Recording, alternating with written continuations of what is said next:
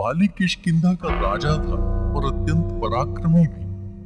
उसकी शक्ति इतनी असाधारण थी कि युद्ध में सामने वाले शत्रु की आधी शक्ति स्वयं बाली में समा जाती थी। किष्किंधा का वर्णन विशाल था।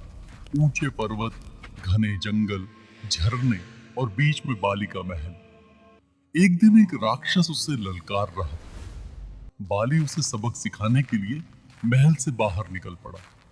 वह राक्षस के पीछे पीछे भागा और राक्षस एक भयावह गुफा में चला गया। गुफा के द्वार पर पहुंचकर बाली ने सुग्रीव से कहा, तुम बाहर रहना जब तक मैं वापस ना आऊं। बाली अंदर गया और सुग्रीव बाहर इंतजार करने लगा। कुछ देर बाद गुफा के अंदर से लड़ाई की आवाजें आने लगी। गर्जन, चीखें और हथियारों की टकराहट। फिर अचानक सब शांत हो गया। थोड़ी देर बाद गुफा से रक्त बहने लगा।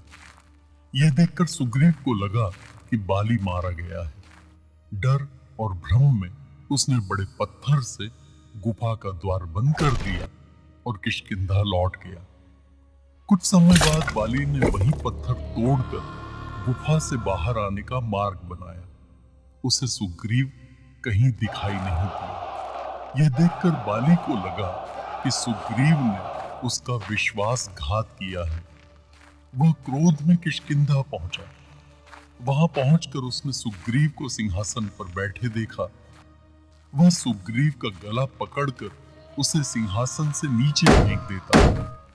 सुग्रीव जान बचाकर वहां से भाग जाता है और ऋष्यमुख पर्वत पर जाकर हनुमान के साथ रहने लगता है। उधर भगवान राम और लक्ष्मण सीता माता की खोज में निकले हुए थे। रास्ते में उनकी मुलाकात सुग्रीव और हनुमान से होती है। सुग्रीव अपनी पूरी कहानी राम को सुनाता है। राम उसे न्याय दिलाने का वचन देते हैं। फिर सुग्रीव बाली को युद्ध के लिए ललकारता है। दोनों के बीच भयानक युद्ध होता है। बाली अत्यधिक शक्ति से सुग्रीव को बार बार परास्त कर देता है। तभी राम एक पेड़ के पीछे छिपकर बाण चढ़ाए अवसर देखकर चुपके से बाली पर बाण चला देते हैं। बाण बाली की छाती में लग जाता है और वह गिर पड़ता है। बढ़ते हुए बाली राम से पूछता है, मैंने ऐसा क्या किया कि आपने मुझ पर छिपकर प्रहार किया? राम उसे धर्म और न्याय का कारण बताते हैं। बाली शांत हो जाता है और सुग्रीव को किष्किंधा का राजा स्वीकार कर लेता है।